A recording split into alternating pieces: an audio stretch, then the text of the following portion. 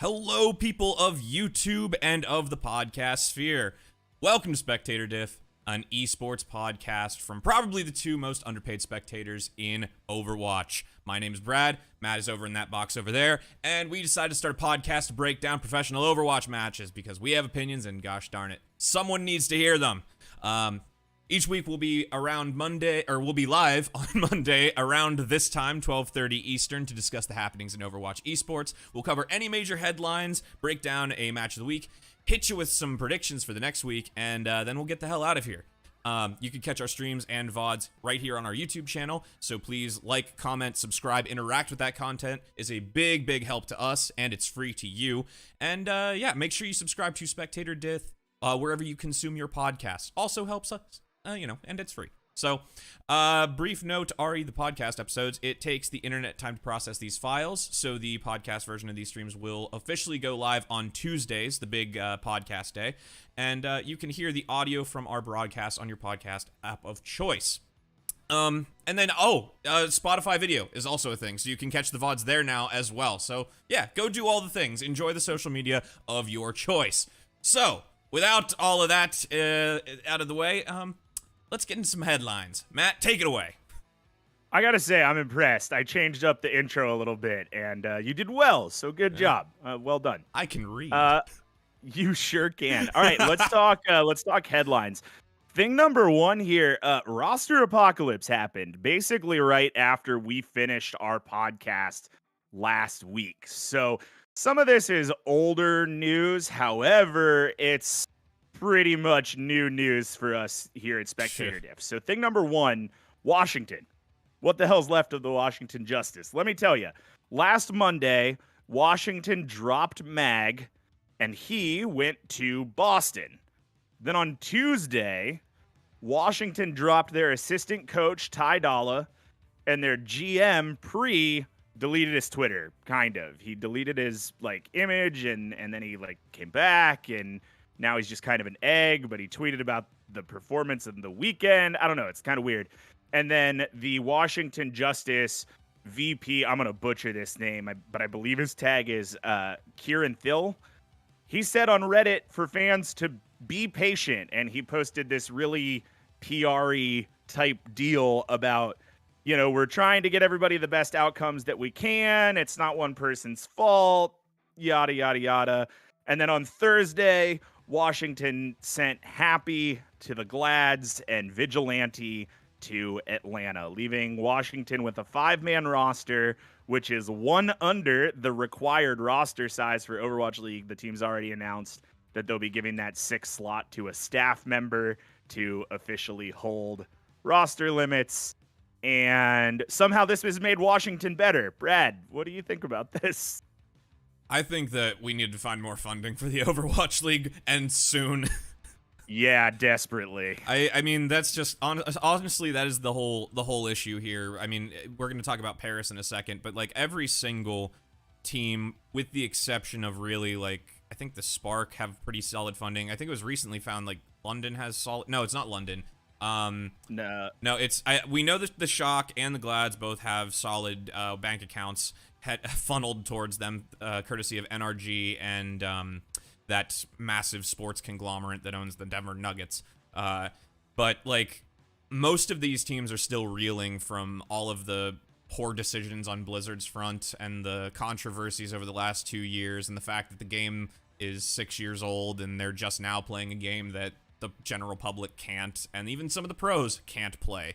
So I mean, fortunately, this should be the last that we see of any real... I mean, it has to be any real roster changes. The deadline was the 18th to release players to be picked up for the duration of the season by other teams. So there should be no other surprises.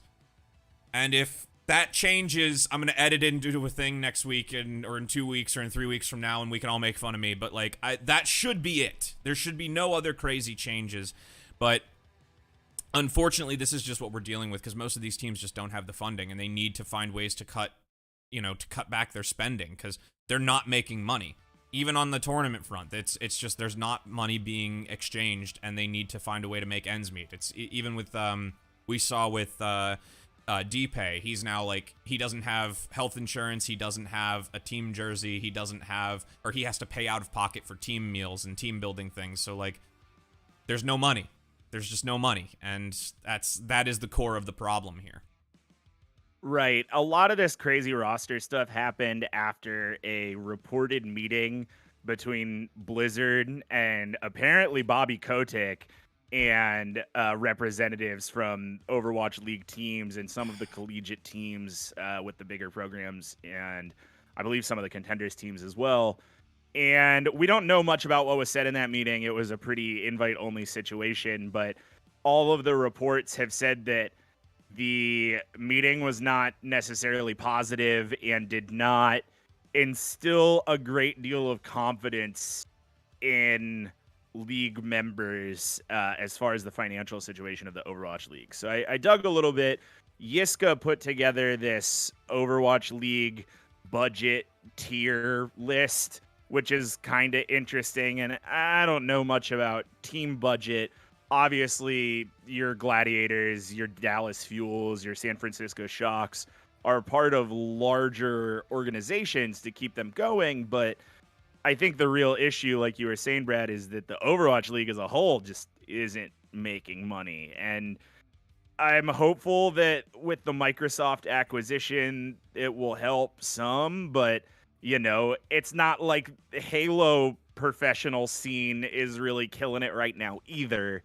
So, I mean, it's just kind of a rough time for esports at the moment. Yeah, I mean, obviously the COVID-19 pandemic didn't exactly help matters. It sent a lot of these teams having to play from, the comfort of their own homes, which brings its whole other like sort of logistic nightmares, especially when you're dealing with tournaments that have to be, managed and, fair and whatnot. It's as esports as a whole, you're correct. It's just it's not the best time for esports as a whole. If it were up to me, Bobby Kotick would be paying out of pocket for the Overwatch League right now, because basically the worst funding issues are a result of his decisions and his bad choices. So that would be my solution, or at least my partial solution, since Coca-Cola backed out of sponsorship and whatnot.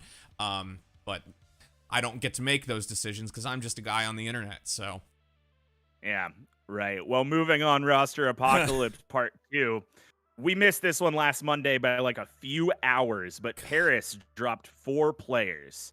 So Don, Khan, Dridro, and Vestola all got dropped. The only 2 that Paris kept were Dove and Wub. Wub had a very funny tweet. Brad, if you would open that tweet, I would like to get your reaction. All right, opening now. Current objectives, survive. Yeah. Okay, but to be fair, Wub and Dove were also brand new at the beginning of the season. They were just brought in a couple months ago, so I think they're okay. They're not gonna get dropped, right? Like, there's no way, right? They shouldn't be, right? Right, and I don't expect Dove and Wub to go, largely because this dropping does not seem to be super surprising. I mean, rumor has it that the team knew of the incoming roster changes going into their game last weekend against Vancouver, which really sucks. Like, that just hurts. And it explains how they played that game, because it was probably the most unremarkable performance I've seen in the Overwatch League in some time.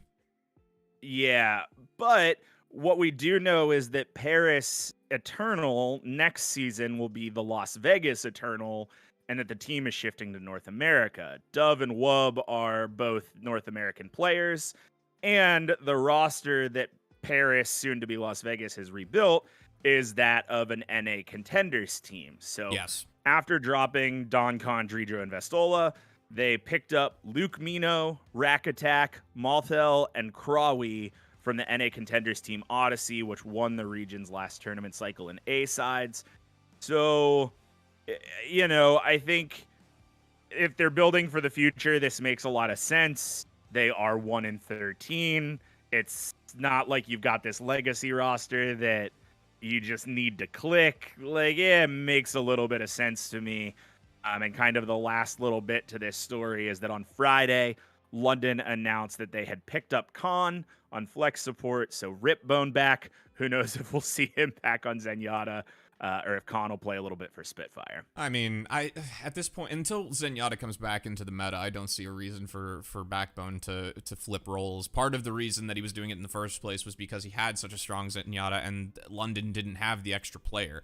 So at this point, and I think if nothing else, this gives them a little bit more flexibility on that front.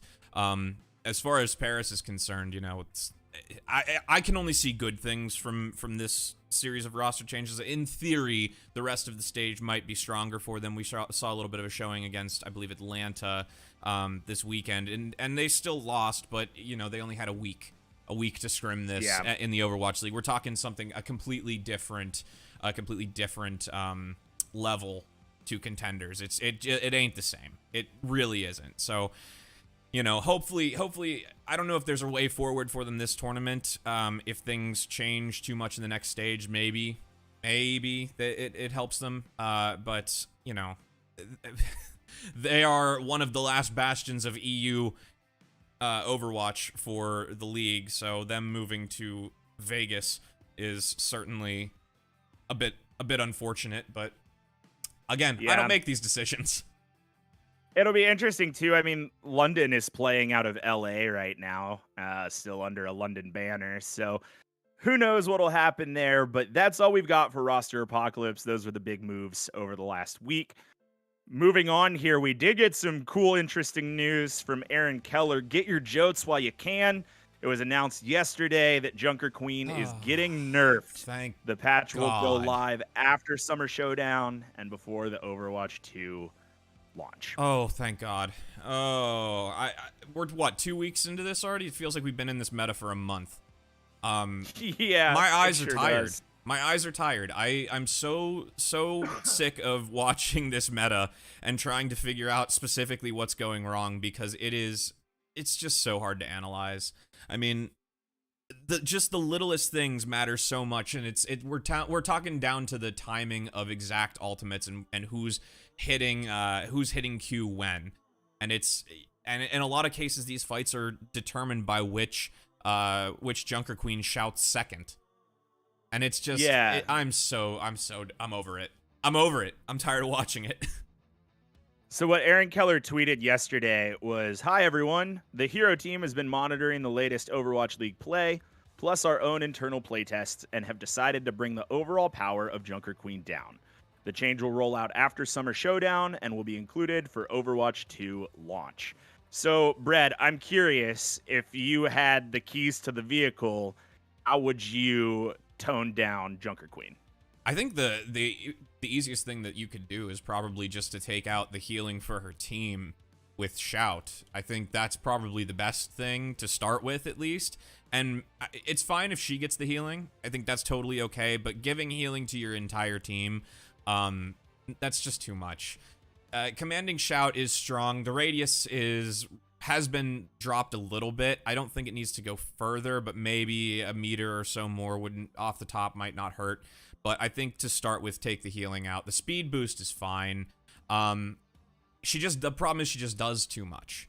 And at that point, it's like, you got to trim the fat somewhere. I think that's an okay place to start. Maybe also reduce the speed boost a little bit. She just can't do all of that.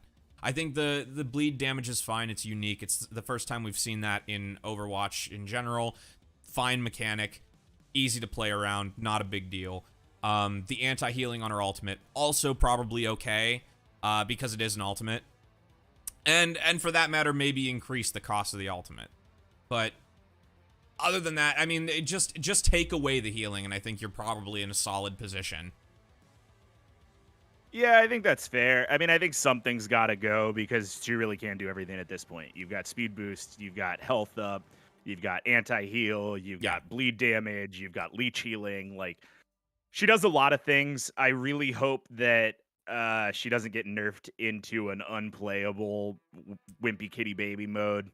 That'll be a bummer. I don't really see that happening with how powerful she is right now. I think, like you said, the biggest thing is commanding Shout. Yeah. And I think if you tone down commanding Shout, a lot of other problems work themselves out. I mean, the biggest issue is just how much stacks on top of each other at this point with all of the AoE things. And, you know, at the end of the day, the stacking is what got us to GOATs in the first place, and they never really solved GOATs back when GOATs was a problem. They solved it by implementing 2-2-2 so that you couldn't physically play it.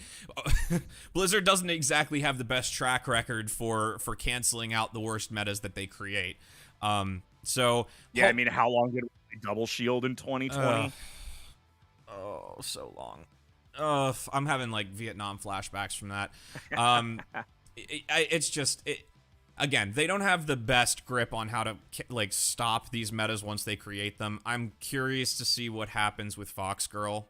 Yeah, and I don't know if she's gonna make it into the next stage or not. I don't think so, but she's supposed to launch on October 4th with the game. Yeah, and I think she's the Mario Kart Double Dash of Overwatch 2. I think she overlaps with the next stage. I think there's like an overlap between what they're playing on in the next stage, and that's not the best. The timing there is a little bit abysmal, but I guess there's nothing we can do about it.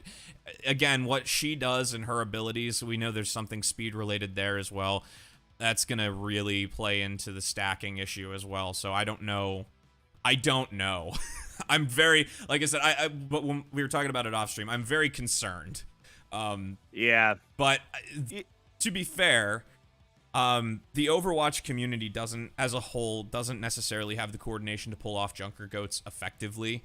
And I certainly don't feel like they're going to be able to break the meta with Foxgirl themselves before seeing it done in the league. So we have a little bit of a buffer before things get too out of hand, but you know, Blizzard's track record on this sort of thing isn't stellar, so there is reason for concern.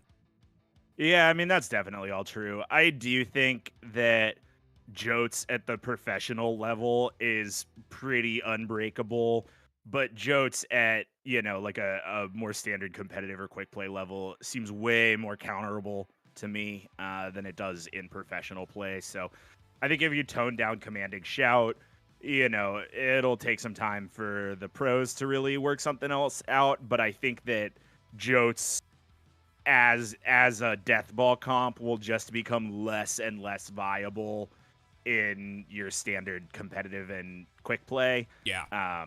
The more that it gets toned down. I think I decided that I would like to see the radius of Commanding Shout reduced. That's one of my other big ones. I mean, you could keep the heal and the speed boost if it only had like a 3-meter radius. But at that point, what's the purpose of the shout? Because that radius is it's a lot smaller than people would realize. I think it's a very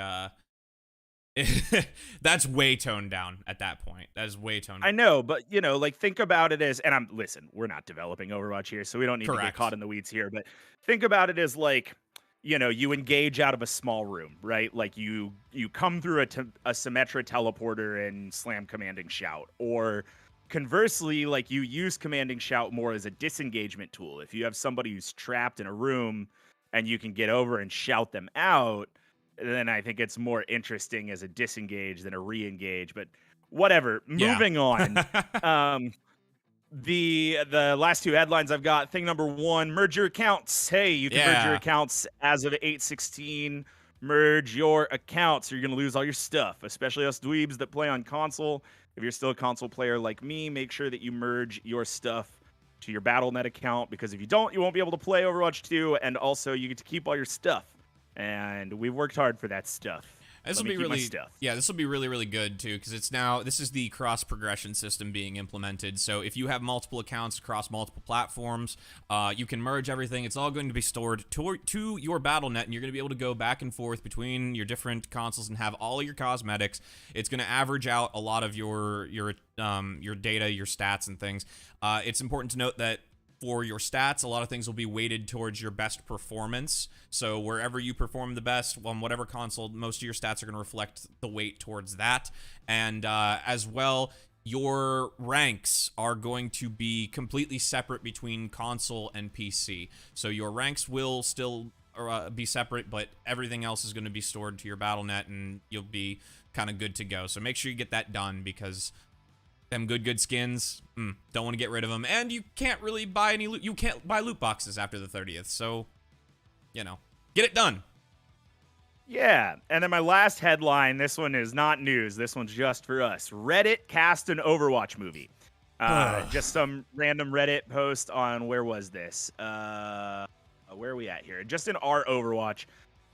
Fake news, an Overwatch live action movie is being made. Who will be cast? Brad, I wanted to give you some quick castings, and I just want to get your reactions. So, casting number 1, Danny DeVito is Torbjorn. Hilarious, but they should get the guy who played Gimli in Lord of the Rings. That's a good one. I like that. Okay, number 2, Arnold Schwarzenegger is Reinhardt. Totally fine. Okay, I take that. It's totally fine. Like, I thought about it a little bit. I read it. I read some of this. I thought about it for a while. Could not come up with something better. Or Andy Serkis is Winston. No.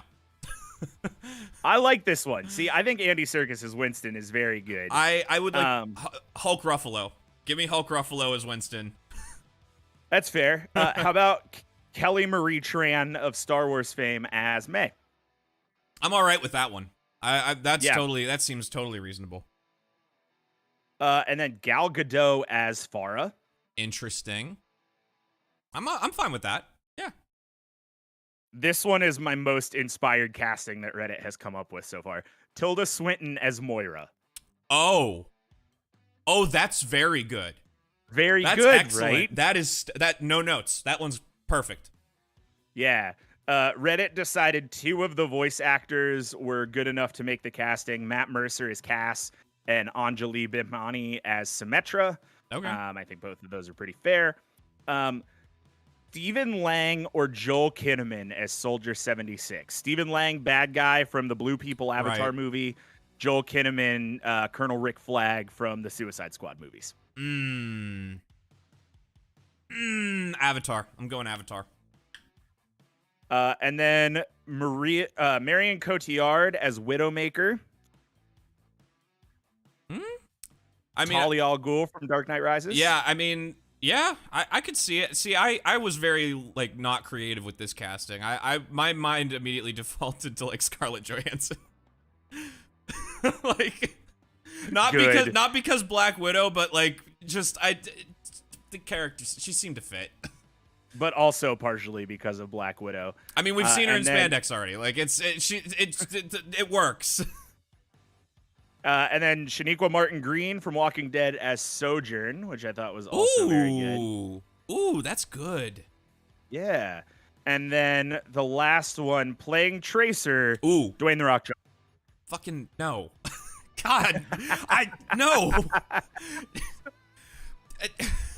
I thought I was stuck on this one because I was trying to think of someone who would work, and it just came to me like while we were talking about this. I think maybe like Keira Knightley would be okay as Tracer.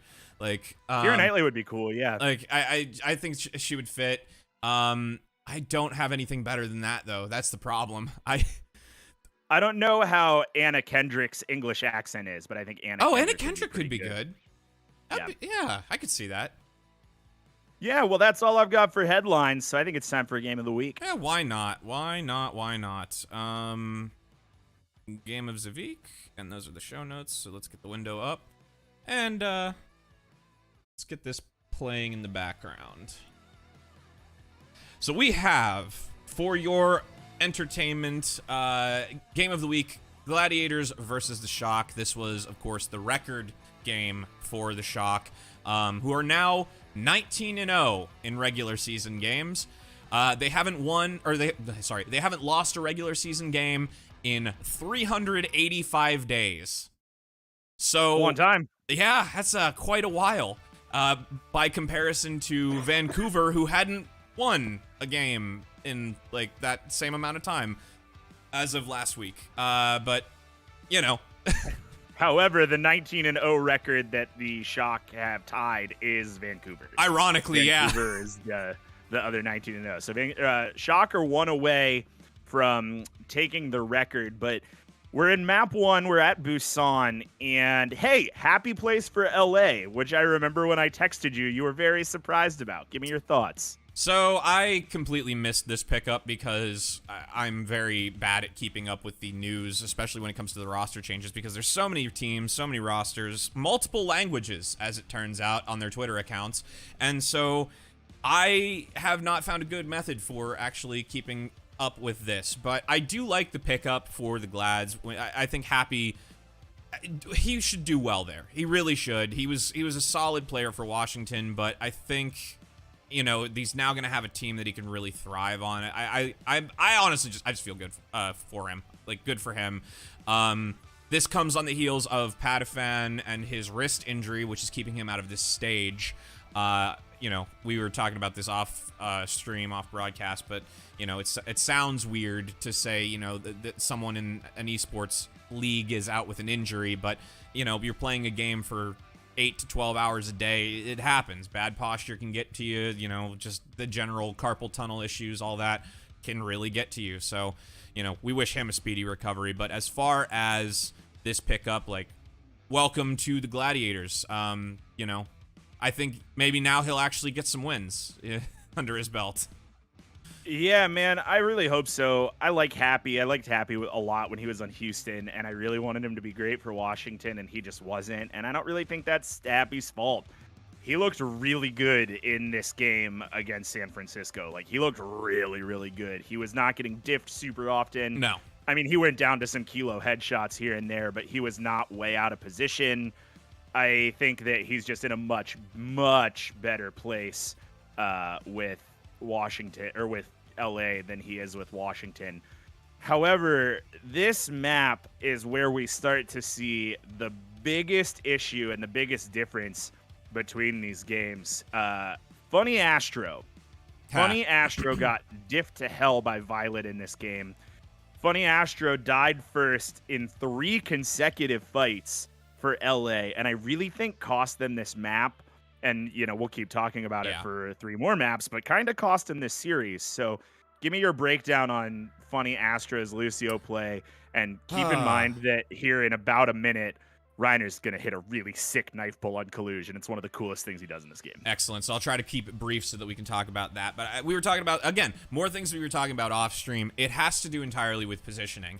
And it's, you know, it's weird to say that that Violet's Lucio could diff anybody else's Lucio, because for a while the Violet Lucio was cursed.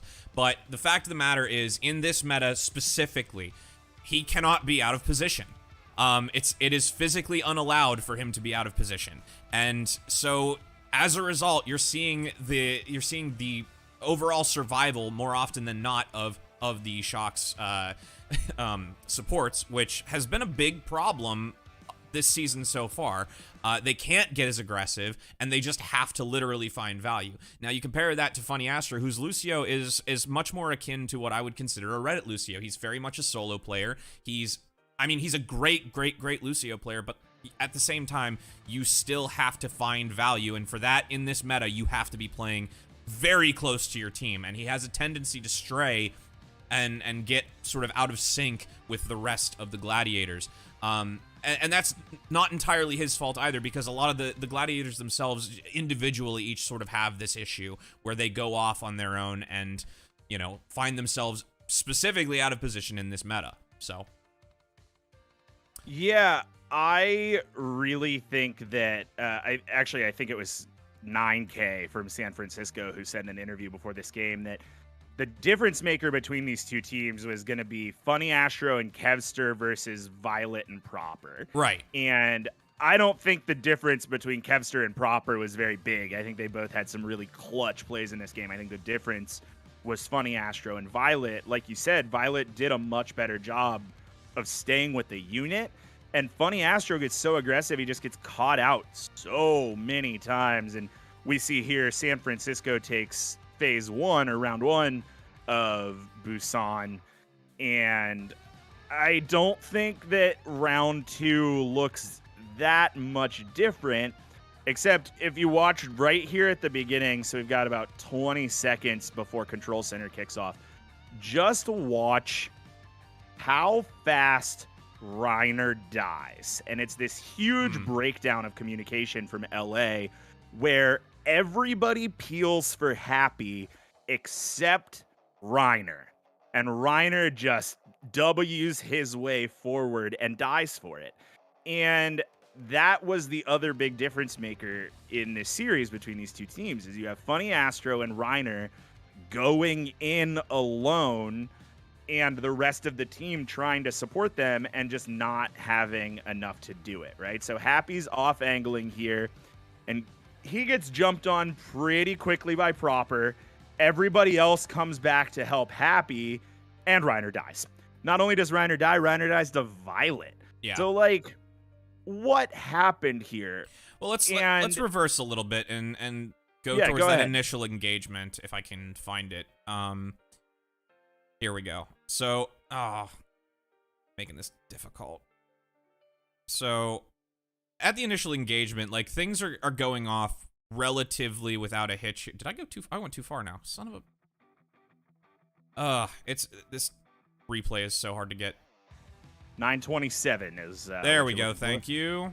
So 916, 917. That's as close as we're gonna get because I can't jump in 10-second intervals without the little button plus or minus 15. So at the start of this fight, everything looks fairly normal, right? They're taking the high ground on the on the right side if you're going from the shock spawn. And right here, like everything's pretty normal. Look how passively the shock are playing. They're playing around this chunk of cover near their spawn door side.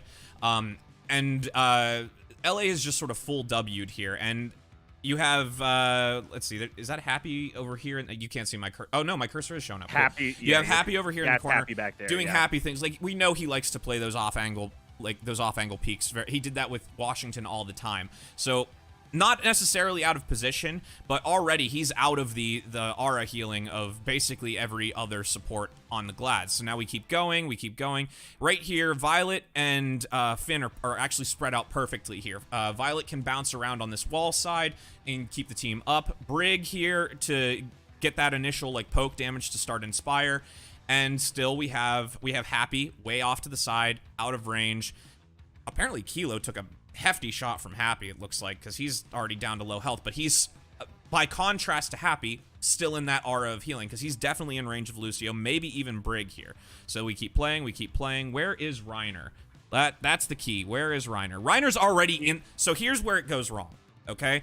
You have Reiner is already halfway into the Shock's backline. I don't know if he's even used, it doesn't look like he's used his shout yet, which is good, because he's going to need the healing, but already, I believe that's out of range of the rest of his team to receive those benefits. So now what you have is the team split up into effectively 3 chunks. You have Kevster with the 2 healers, Happy over here in No Man's Land, and Reiner already in the back line of the Shock. So at this point, it's very easy for the Shock to turn around, look at Reiner, and he's gone. And as you can see, yeah, he's like backlining. This is how he got killed by Lucio, because he's way out of range of the rest of the team, and it is a massive like miscommunication, it looks like. Now you can see, yeah, right there is where they split, and Reiner goes, and then everybody is soon to follow. You just can't do that in this meta. You can't split from your team that heavily and expect to get results.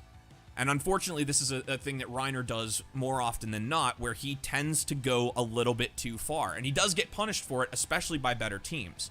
But especially, it's especially egregious in Junker Goats, because everything is about those stacking abilities. And when you have your team split up into 3s, the squishies aren't the problem. It's the survival of your tank.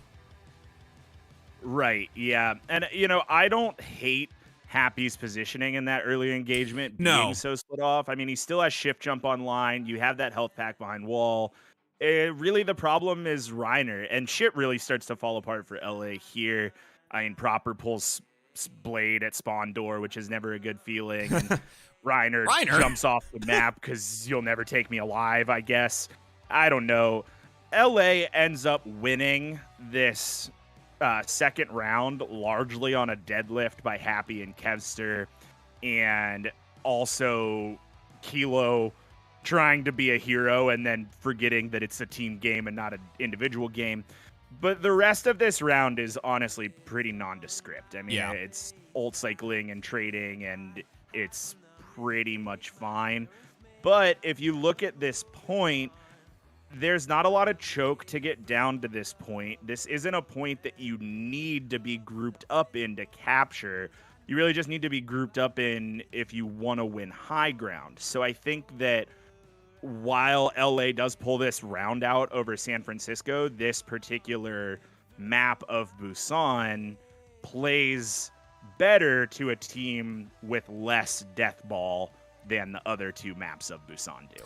Perhaps. I think the main thing, again, it's just you need to be spread out in such a way to benefit maximally from these AoE effects. You know, at a certain point, like, yeah, you don't need to be playing Death Ball, but with Junker Goats is so much less forgiving than other metas, just because if you aren't getting the full benefit from those stacking abilities, someone is going to die a little bit too early. And that is ultimately why these fights go away in either a split second or they last 4 years. So it's such a trade-off where, God, we're ready to be done with it. I do want to make a note, just watching Happy's POV here. I do think that him being on a team like the Glads is going to offer him a lot more flexibility to play the way that he does with these off angles and some of the more dangerous flanks that he takes, because with better communication, better coaching, and better understanding of positioning, I think he's going to get a lot more value from team distraction. So I see that kind of happening here, where, you know, he's really given opportunities to pop off because the rest of the team is doing their job in the sense that they're creating distraction and getting the value from themselves. So or creating value rather. So, you know, that's just another thing to sort of pay attention to here. Shall we skip ahead a little bit? Yeah, I mean, honestly, LA wins round 2, San Francisco wins round 3. It's pretty boring. If you want to go ahead and skip to map 2, I think is when we start to see some more. Well, okay, I guess I lied. There is a really interesting phase in here where somehow LA gets this really sick opening pick and then lose the fight. And I don't remember exactly how it happens, but it starts off at 1645 if you want to skip to somewhere around there. Or it's coming up here. All right, perfect. So, because it's like 1619, yeah. So, go back like 10 seconds. If you press J. These things are 1640. There you go, 1640. Yeah. Great. So, right around there is when things start to really crumble. So, you get this sick opening pick from Happy on Violet, and then LA backs up. And obviously they back up because they lose Reiner, but I don't really understand how that trade happens. And that's the beginning of the end for this map for LA. They do end up recapping an OT, but they're not long for this world. It's just proper farming blades until you can take it back. So I think that LA, I mean, again, your problem is either Reiner being too far forward, Violet not being with the team. It's hard because we have a limited POV of what we can really see. What it looks like to me, because I keep seeing the same sort of thing, and sometimes it works for them, but most of the time it doesn't. Reiner just has this tendency to just push slightly too far, and he may still be in like the AOE of everybody else. Like, whether or not he is, that is a big factor. But even if he is, like, he pushes, like, even here, this overhead. Like, he's all the way up here. The rest of his there's no way he's in Brig range. He's certainly not in Lucio range. Like, he's off by himself while his team is coming back from spawn. And it's just this sort of thing. Like, it has to be a miscommunication, or they're just not, like, he's setting a pace that the rest of his team's not sort of willing to follow. But he's too far up, and with a team that focus fires as well as the shock, all it takes is one call out and he's gone. There is no commanding shout worth of value that he can get by being that far up. Yeah, I think it's a lot of greed from Reiner. I mean, I think if I had to describe his play style, that would be the word I would use, is he just gets greedy. Yeah. I mean, he chases down picks that he has no business chasing down. He takes step forward to try and take positioning when there's obviously no space to be taken. I mean, he's a rookie, you know, Yeah. like, you got to get some game sense under you. It's I hubris. understand him. Yeah, I'm not just trying to like dunk on Reiner, No. but I do think that in this meta, a lot of his problems are being accentuated. Right, and because I was saying this in the last two stages, at times he just plays like a rookie. Even on the main tank role, he plays a bit like a rookie, and it's a lot of overextension. I will retract and say, like, this is a relatively safe alcove for him to hide in that sense. Like, didn't see that from the overhead. It's an okay place to wait because he can't be pushed on other than from this alleyway, but even still, like, I would have rather seen him like in this hallway here behind these walls so that he could connect with the team a little bit closer, but that's me not being a pro, so whatever. And then yeah, we know they get kind of dunked on the rest of this this match. No, that's a good pick on 27-43 is where Parizo starts if you want to jump there. That's a lot of downtime. Jesus. Yeah, well, there's a break in there, and yeah. you know, LA has to get it up to like 50% before Proper gets a blade. So the cheeky early shot on from Widow, but gets nothing. What was kind of interesting about that too is that they actually pulled 2 Widow shots. Yeah. So right at the beginning, Kevster spawns on Widow, takes a jump shot, switches to Genji. Happy comes out on Widow, takes a jump shot, and then comes over to Sojourn. That's an interesting tactic. I like that, and that works only, I think, specifically on Paraiso I don't know how to pronounce. I'm bad at it, but I think that would only work here because of how early that high ground position shows up from spawn. Yeah, right. I mean, I think that it might be kind of viable on Circuit Royale, but either way, coming back from that first, like spawn defense, Proper really boofs a dash, and it's hard to tell from the angle. I watched it a couple of times. It could be because this is a brand new map and Proper just doesn't have a ton of awareness with it. It could also be that Skewed hit a pretty sick whip shot, and it's just impossible to tell. But Proper dashes himself into a corner away from the rest of his team, and it just collapses, and that's what leads to this really fast cap from LA. Yeah. I mean, I can't even call that. That's probably just a mechanical, like, mistake. Like, I from the looks of it to me, he just kind of, like, he goofed. He did a goof, didn't quite hit the target where he wanted to, or maybe it was just like an ego push a little bit. Not entirely sure, but either way, Genji's such a hard hero to play. I don't even want to think about playing Genji in this meta, but Proper, for what it's worth, has some of the best disengages, I think, in the entire league. He's one of the most patient players I've ever witnessed. And even though he is a rookie, he doesn't play like it most of the time. So I'm willing to chalk that up to probably a mechanical input error. Yeah, and then coming up here, so step 1, everybody press Q. Yeah. Step 2, everybody dies. The coolest part about this, and we have Connor in the chat, he just brought this up as well, but right here, Kevster is about to kill Kilo with 4 HP, and it's insane. Like, this is just Kevster things. Kevster has no business popping off this way. And this was, Connor said it in the stream chat, this is when it felt like LA was really here to play, and I tell you what, man, up until they gave up on Checkpoint C, I felt the same way. This map looked really good for LA until this last push when San Francisco finally gets a fight win, and then Glad's just like for 4 minutes dagger themselves into overtime. It's one of those things. The Glads have such moments of brilliance in this meta, but I just don't think the overall team coordination is there. Like, Kevster is an outstanding Tracer Genji player. Obviously Tracer's not in the meta, but like, he's an outstanding Genji player just in general, and gets almost as much value, if not just as much value as Proper, 1-to-1 most of the time. The problem is you can't win this kind of meta on the back of just one player. This is far more a team coordination effort than we've seen in the stages thus far, because there's so little room for error. Because at the end of the day, it's just little things. It's first pick, second pick, first shout versus second shout. Did beat come out 3 seconds too early to negate the full blade kind of thing? It's just so small little details that actually win these fights and determine who actually takes the map.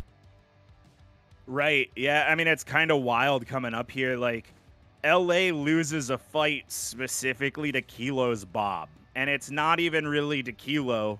It's not even really to San Francisco. It's Kilo's Bob. And it is a pretty big brain Bob play because right here, Reiner rushes in and then you get Bob in the back line. If your Junker Queen goes in with Rampage, you as a team have no choice but to follow her forward. And the biggest thing with Bob is you got to disengage from him. So if you get Bob in your back line and you're forced to go forward, it's a really big brain play and is just another example of like LA specifically with Reiner and Funny Astro, because honestly, watching this game, I feel like Happy, Kevster, and Skewed are pretty well in lock. Skewed doesn't look so great coming up in a few maps, but I think that Funny Astro and Reiner is where that communication starts to break down, and it's another example. Here is another one of like Kevster is going off and everyone else is dying. Yeah. I mean, again, it's being in range of the AoE. If you're in range of the AoE, you don't die. Period. If you're not in range of the AoE, you die. And it's so like I said, it's so hard to watch and so hard to really like nail down, like especially without the replay viewer where we can see different POVs. It's very, very hard to pick out who's egregiously or like who's out of position unless it's absolutely egregious. But you know, more often than not, it is who dies first. And we're seeing that a lot with Reiner and Funny Astro, especially because, like I said, I mean, you were right on. Like, Kevster is in lockstep with Skewed for some of that fight, but everybody else is dead because nobody else is in range of the healing. Yeah, exactly. Well, LA ends up capping here in overtime. Brad, if you want to skip ahead to 37-11. 37-11 is when San Francisco starts up here. Shaboom. Excellent. So 37-11, San Francisco's attack starts. Brad, my question for you, and you can watch the gameplay as I ask you this question. Is Kilo bad at Ashe? I think Kilo's bad at Ashe, and I actually heard Leg Day and Lemon Kiwi say this during the broadcast, that somebody put in stream chat basically like, San Francisco only loses when they play Ashe, and if they don't play Ashe, they win, which is pretty much what happened in this game. So, Kilo, bad at Ashe. Your thoughts?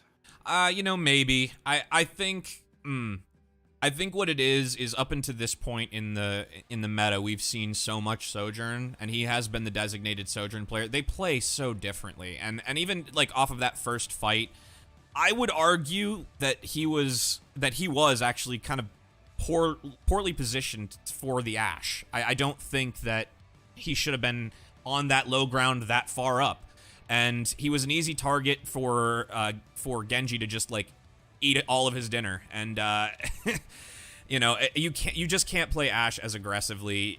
You do have to kind of play a little bit farther back and even a little bit outside of the AoE to get full value, but that's kind of where Ashe is beneficial. Like, you can stay out of the really nasty parts of the fight, and you still have a little bit of get out of jail ability with your shotgun and or your coach gun and whatnot. But I don't know. I don't want to say that he's necessarily bad at Ashe. I just don't think he finds the same value as he does on Sojourn, and the only places that gets really highlighted is when they're up against, you know, better teams like the Gladiators, you know, that can really exploit that weakness. It's probably, at least to some bit, a weakness on his part, but I don't think he's bad. I just think it's hard to go back and forth between the two heroes like that and get the same kind of value. Right, you know, and obviously it's all incredibly relative because a pro player being bad at Ashe is better at Ashe than I will ever be. I don't want to go past it because it was brought up in chat. We talked through the solo beat from Violet, which was awful. Violet killed 2 and then solo beat like a hero with 3 gladiators around him. It was real ugly. I have no idea what was going on there. And the next time they show his POV, like, you can tell he knows it. He done hecked up there. But back to Ashe versus Sojourn, I think the biggest difference is mobility. Yeah, right. 100%. And it's so easy to get comfortable with the disengage tools that Sojourn has, and then flip back to Ashe where all you have is Coach Gun and get caught off angle real bad. And that's what I noticed from Kilo's play, is that Kilo loves sneaking off on these off angles and, you know, shooting from across gaps. And honestly, it works for him most of the time. Yeah. But when you have slide and you have shift jump, if you get isolated on an off angle, it's a lot easier to get away than if you just have Coach Gun. And I think that that's the Kilo bad take, is that Kilo, not a bad Ashe player, so to speak, but Kilo's game sense on Ashe is not as strong as his game sense is on Sojourn. Yeah, and part of it is too, it is a team effort at this point, because part of where Ashe finds value in this meta is Genji's ability to check the other Genji, and Proper's doing just fine, but Proper also has other jobs in this whole situation as well, where he has to be going after the squishy assassination, and so he can't be babysitting Kilo the whole time, and without the same counter effects to a Genji can really take advantage of a misplaced Ashe, because Ashe doesn't have the nice little like area denial tool that you get from that pulse. What I can't remember. Disruptor shot. Thank you.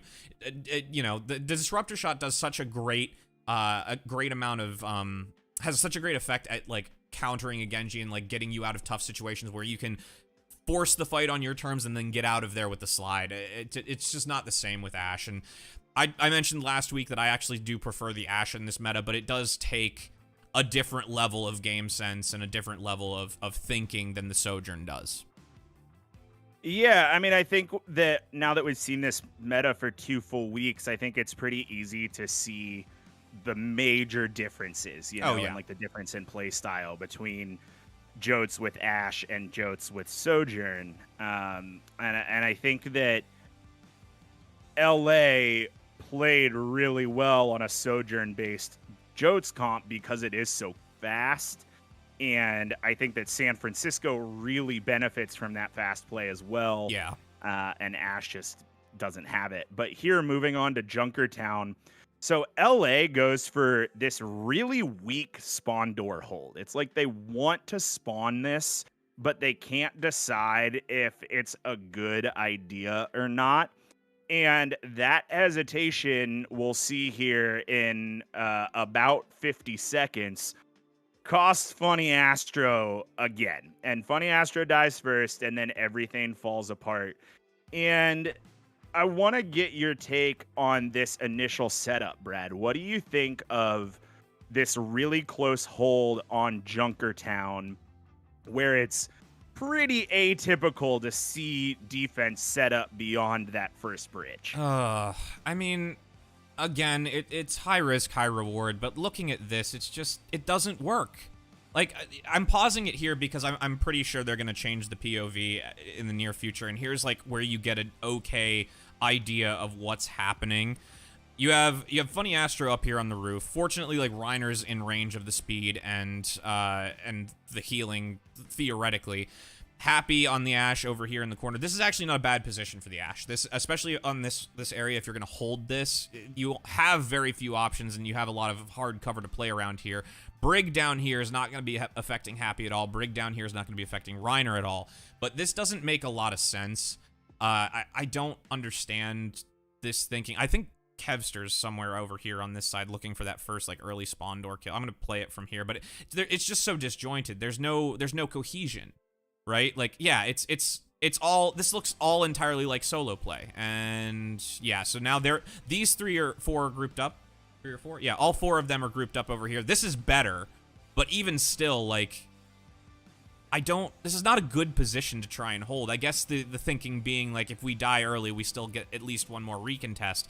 But there's, especially with this comp, holding around that first bridge is so much more beneficial, because there are so many more corners to play around, and the height still is in the AoE of everything else. So Kevster's already forced back because Funny Astro died. How did Funny Astro die? I didn't actually...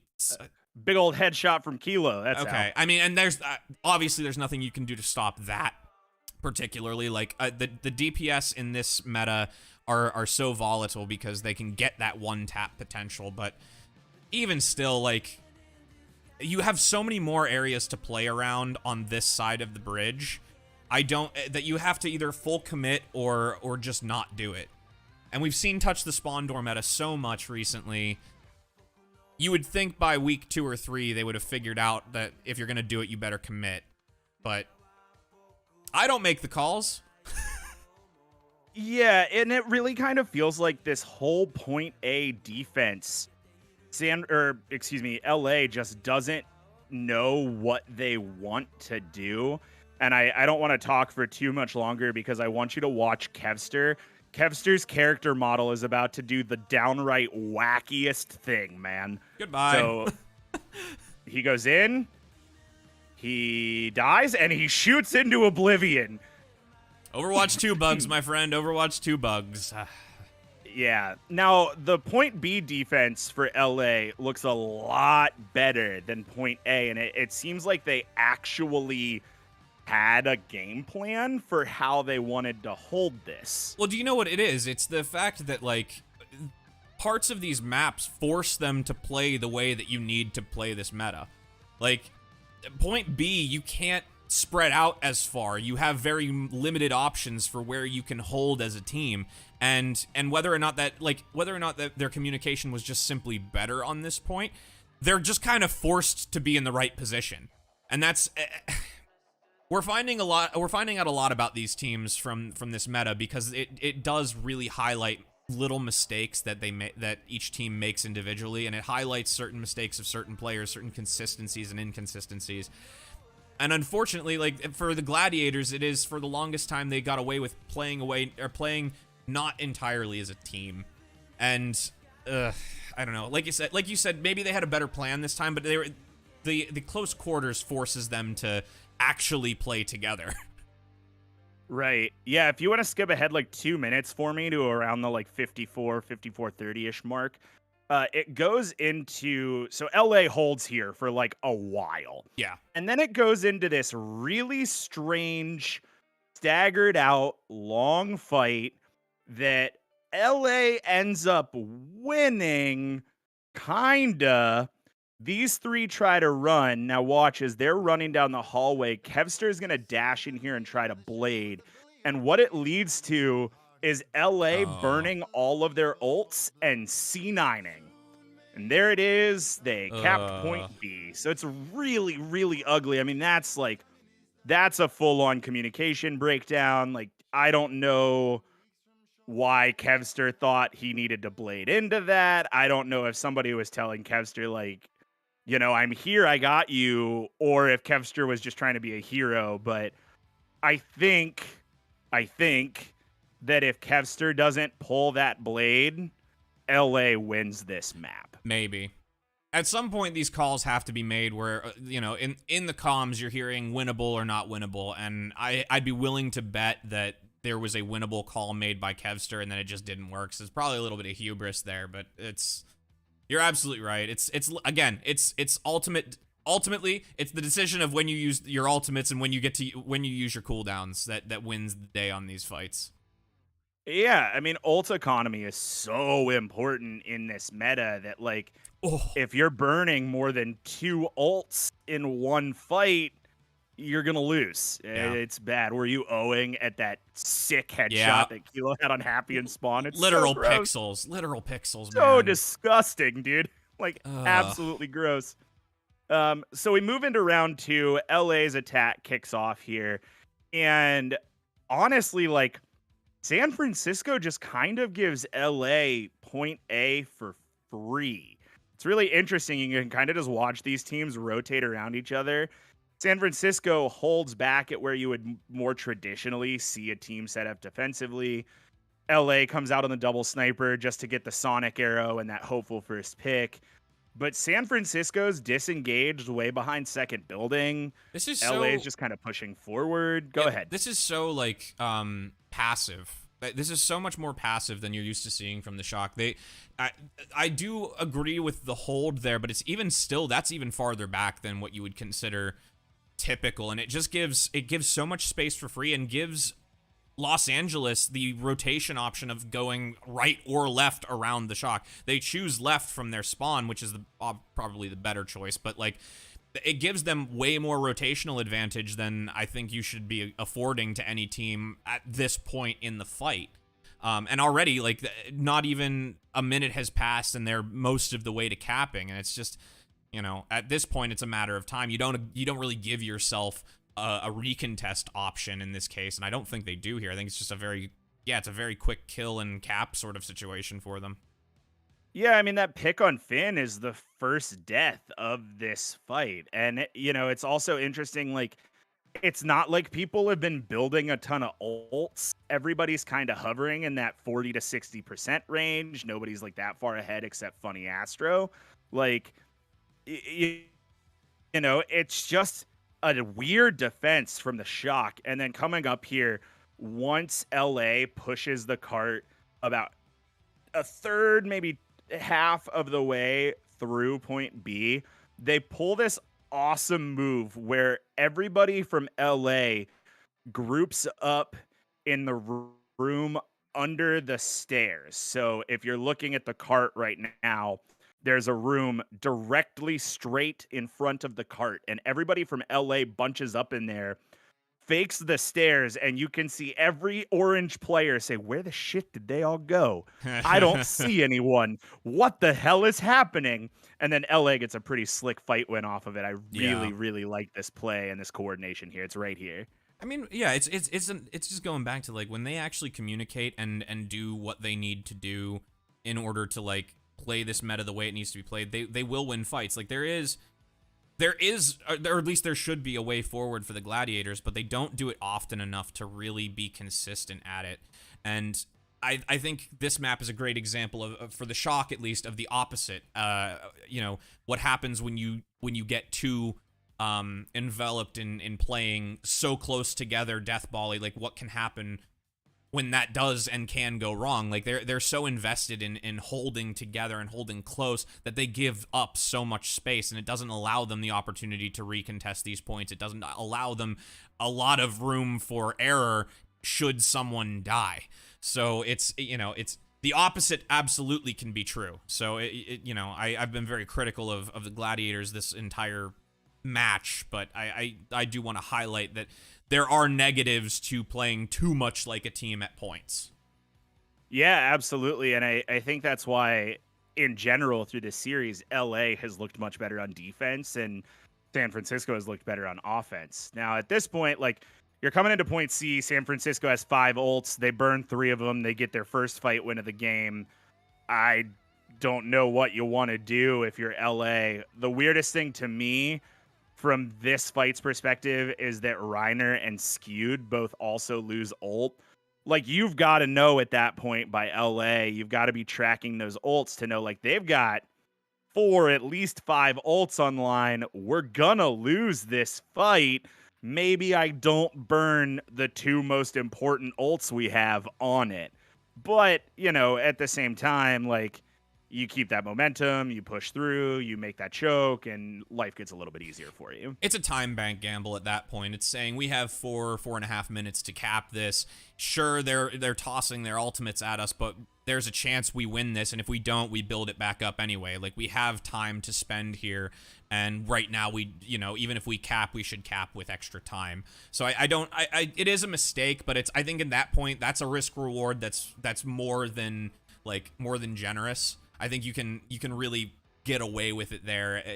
I don't want to fault them too heavily for that one. If it was 3 minutes later, I would go, what the hell are you doing? But with a 4-minute time bank, you know what? Burn it, see what happens. Especially if you get value from Reiner's charge, like maybe you win. Maybe you win the fight and then you get cart push for free. Yeah. So Kilo pops overclock. It somehow turns into an LA fight win, even though Reiner dies first. I mean, it's really like you're playing a Jotes comp in small rooms, and San Francisco's more spread out than LA. LA wins the fight. That's just how Jotes works. And so LA manages to cap with 2:35. They've got a little over a minute longer than San Francisco does. But San Francisco wins this map. So let's move on here and see how they do it with their attack 2. And here LA's doing it again. This time, actually, this is a better position for the hold, though. I will credit them. If they're going to do the spawn door, this is a better way to set up for that, because you have the Lucio position to boop someone forward into your team, as well as being able to get value from the AoE.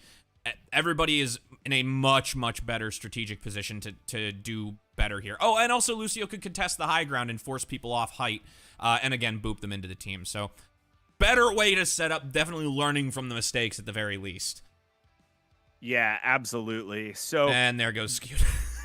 Right, like, and I don't really know how Skewed dies. I mean, we don't really get to see it. He didn't rotate with the rest of the team. They rotated a little further back around the side, and he was pushed far forward, almost in the center of the Shock's composition.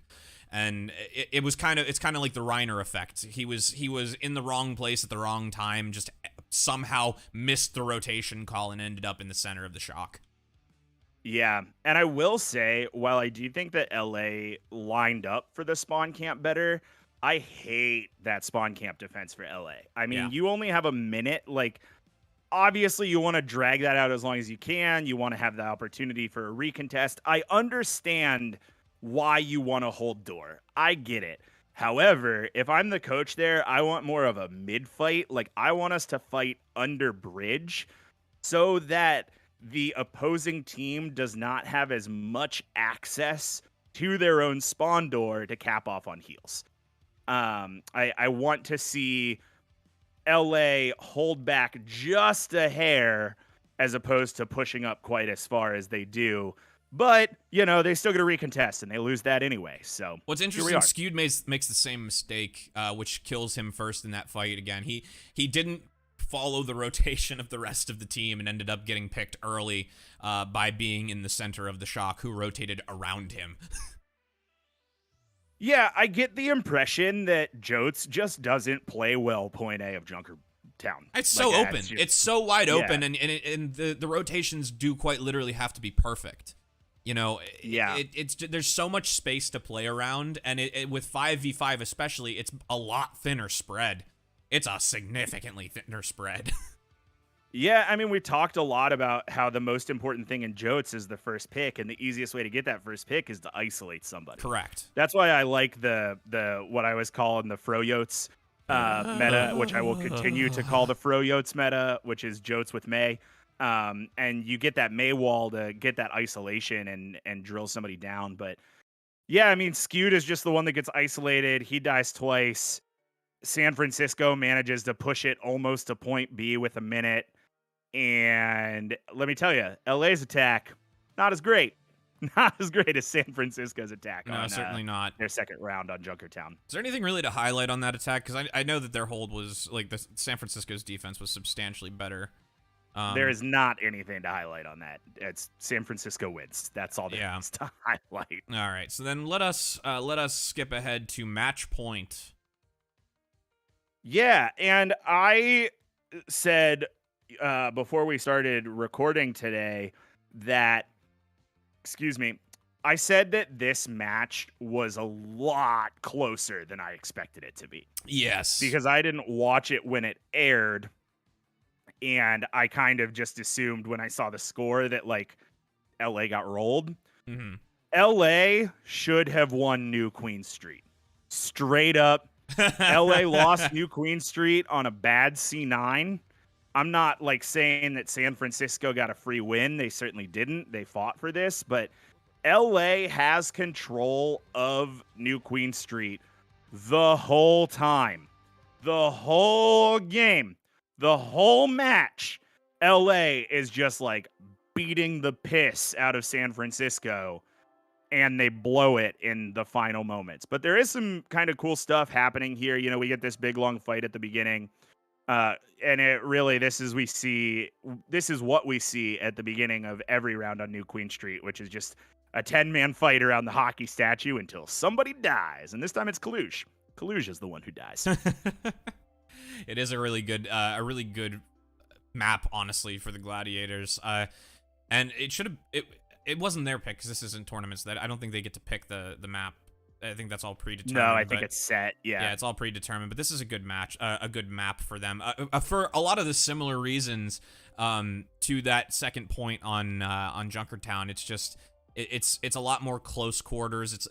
The sight lines on this kind of force positioning in certain ways, especially in this meta, and so it just gives them a little bit of a leg up, I think, comparatively to how the rest of the match has played out for them.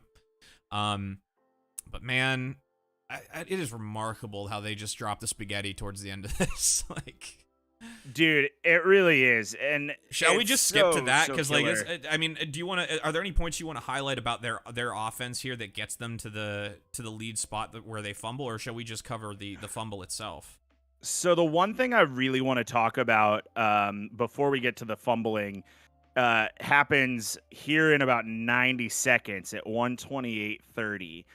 So this is LA pushing for first checkpoint, and they get right there, but they do not achieve butt scratch. And if there's one thing that we've learned from pushing Overwatch League, it's how important butt scratch is. Oh. So coming up right here, there's Funny Astro. Funny Astro is being really greedy, and it costs Reiner his life. Why was he there? And because Reiner dies, they don't get butt scratch, and that means that when they C9 at the end of this map and San Francisco pushes past, there's no delay before San Francisco takes the bot back. Right. Check this out, though. This I think they actually fumbled this before there. We're at 28-10-ish, okay? They're approaching the corner. San Francisco's still on the respawn. You have Finn and Proper. I don't think anybody's in range to touch the cart. They could have made it.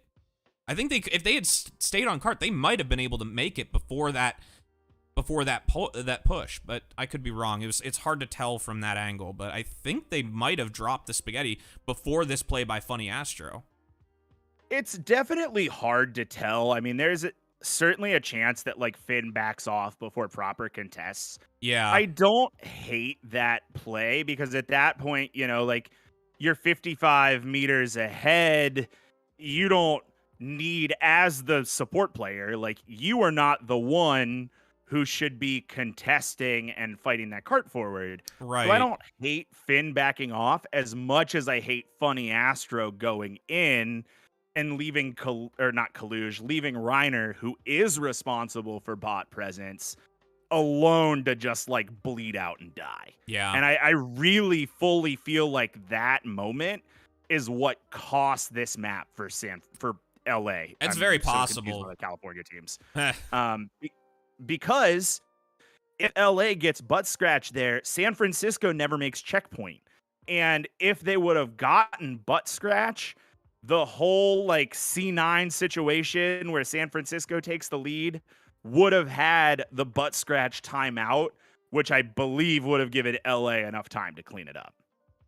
So then let us skip ahead to that very moment. Do you have a timestamp for that? That fateful day, I do. It is 1:33:45. 1:33. Let's call it 1:33:37, just to give us a moment. Great. This is kind of like the start of the fight, anyway. Yeah. So everybody's setting up. Glads are coming back from spawn. Man, they are encircling this bot so perfectly. That's the thing of beauty. But oh yeah, and it gives. And Reiner's dead. Yeah. So Reiner dies, but that's not it. Like, that's not No, what Kevster happens. comes up with 2. And it happens while Kevster is blading. So we don't get to see it, but whatever happens on the cart while Kevster is out killing 2, Funny, Skewed, and Happy all pull away from the cart. Because, like, Kevster has blade. Kevster doesn't need to touch the cart. No. Reiner is dead. Reiner doesn't have to touch the cart. Skewed, Funny, and Happy, one of them should have prevented that C9. And they didn't. And straight up, I don't even know that they realized what happened until like right here. Because they only have one man on bot until they reach this corner. And suddenly it's like, oh shit, when did they take the lead from us? And I really think like LA didn't realize what happened. It happened in a lot of chaos, and they just got tilted. I mean, this last fight goes San Francisco's way pretty quickly. LA has ults that don't really get anything. Like, it's a bummer, man. Important to mention that Finn gets a 4 pick here. Yeah. Like, just went off. Oh my god. That's just for the win. Wow. Right. And like, you see Finn do that, and it makes you really question, like, why couldn't Skewed keep bot presence while Kevster is blading on the other side of the map? So, yeah, I mean, I think this was a really close game. It was fun to watch. As far as Shock versus LA goes, I think this was one of the more fun games to watch because I think it was played a little bit more seriously. Yeah. But I would have liked to see this go to a 5th map because the way it ended just was kind of a wet towel, you know? Yeah, I gotcha. That's totally fair. Well, with that, I think that's all to be said on the matter. Why don't we get into some pick'ems? Yeah, let's do some Brads. So how did we do last week? What were the ultimate records for both of us? We'll talk about whether or not we win in our big dumb bracket later, but how did we do on results? So last week we had 5 games to pick, and you went 5-0. I went 4-1. Let's go. The only difference between us last week was I picked the Spark, and you picked whoever the Spark played. I don't remember. And the Spark lost a bunch last week. So, sure did. Yeah, so I've got 5 matches for us to talk about in our official predictions. I don't know if you want to do all your pick'ems or if you just want to do the. We'll talk about the matches. We'll talk about the matches. I will line up I'll do my pick'ems while we're doing all of this. So, go ahead and kick us off. I'll go as we go. Fair. So, we don't do the 2 East matchups that we have to talk about are on the last day. So, okay. I'm going in weekend order down in the West region. Our first Spectator Diff pick'ems of the week. Brad, do you take Washington Justice or the Vancouver Titans? This is going to be tough, actually. Because unfortunately, the Justice look better now that they've dropped their entire roster. They sure do. And that is, oh my god, I had them getting booty bopped by the Mayhem. That certainly didn't happen. I don't know. But can you pred the Justice? Is there anything more risky in the game of Overwatch than predding the Justice? No, there really isn't. Because I don't believe in their coach at all. And I will say, I'm gonna vote for this on a coaching diff entirely. I'm going to predict the Titans, and I'm gonna call it a 3-2. I think this will be a 5-banger if it goes the way of the Titans. I actually think it'll be a 5-banger regardless. But the Titans have looked increasingly good. They just beat New York, which nobody saw coming except me, because I got it fucking right, because I have faith in the Vancouver Titans. But I think if they could get over that hurdle with New York, especially with New York looking as good as they had up to this week, which admittedly didn't look great, but either way, I have faith. I think this will be a 5-banger. I think Titans 3-2. All right, I think that's fair. I picked Washington 3-2. Well, you have to. You're a fan. I am a fan, and as a fan, I predicted Florida last weekend, so I'm back, baby. I'm huffing that Washington hopium. They're gonna beat Vancouver. God damn it, because it's Vancouver. All right, game number 2, August 27th. This is my favorite game of the week. Brad, who do you pick? The Paris Eternal or the LA Gladiators? Really? The winless LA Gladiators. Oh, why you gotta put it in those? No, they're not winless. They beat Toronto. Did they beat the 1-3 LA Gladiators versus the what are Paris now? They're also 1-3, are they not?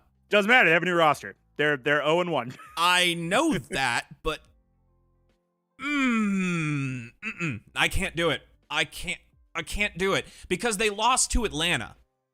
They lost to Atlanta with the new roster, and Atlanta looks like crap right now. So, Brad, you were wrong. I went back and checked. LA did not beat Toronto. Toronto 3-1 LA. Wait. LA is winless in this phase. wait. Oh, God.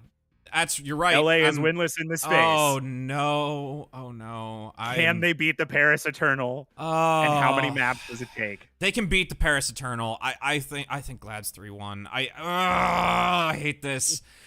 Okay, but look at it from this standpoint, all right?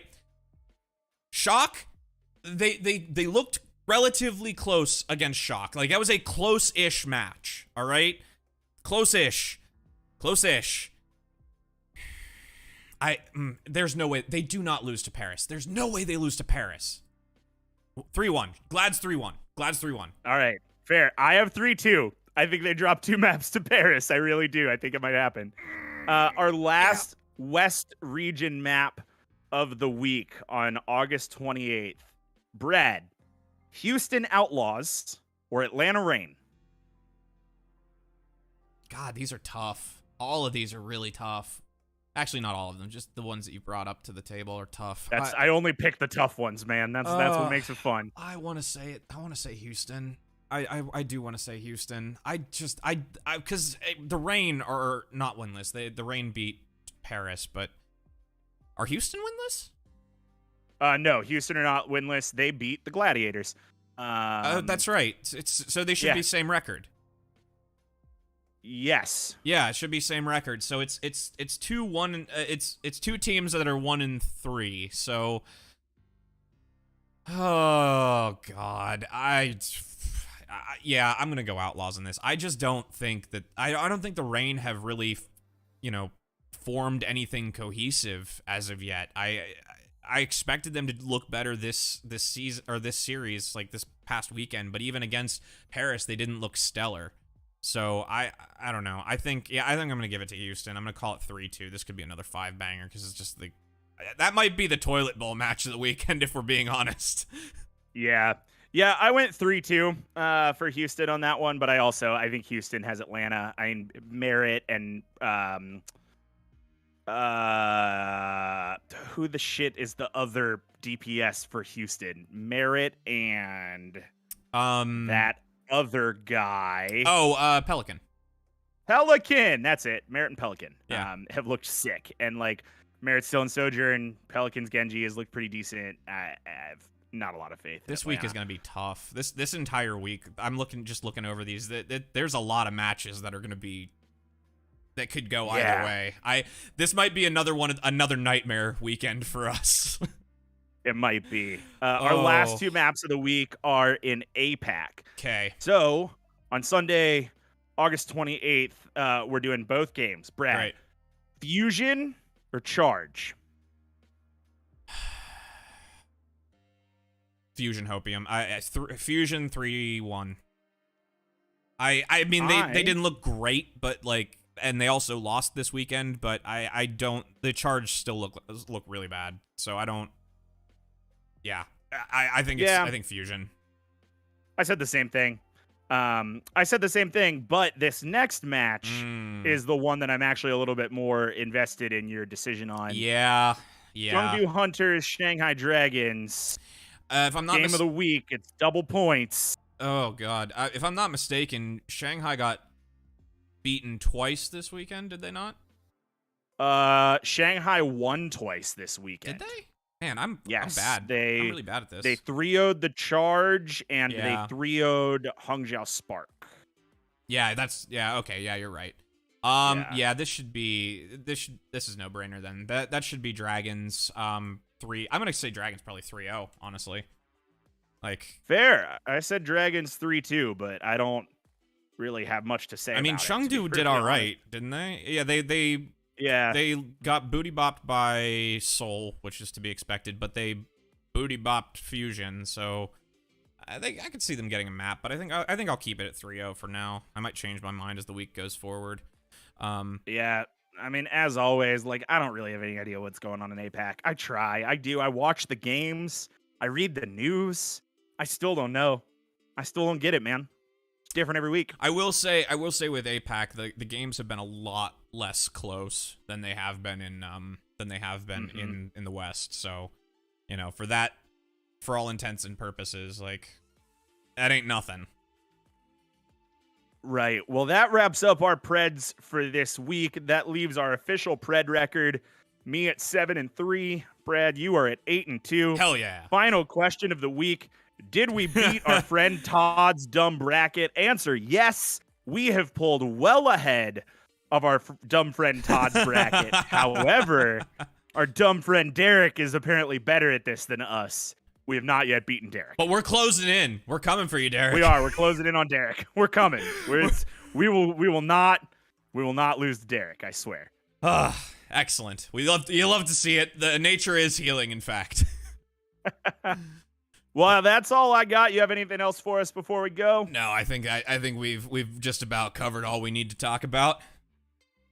Most excellent. Well, hey, that will do it for this episode of Spectator Diff.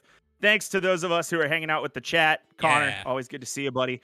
Again, please subscribe to us here on YouTube and do all the things like, comment, subscribe, just like absolutely gut punch that notification bell or whatever the kids are saying.